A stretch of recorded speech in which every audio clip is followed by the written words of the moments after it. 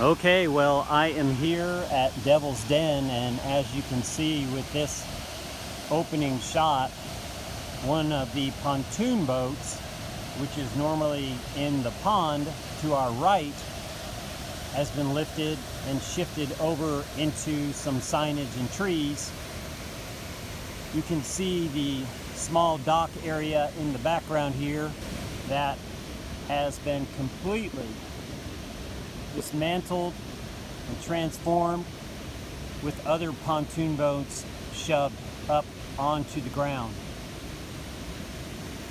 What you're listening to is Lee Creek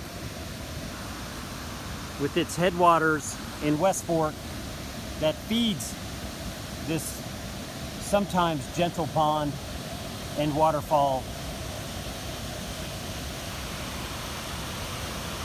but is now raging.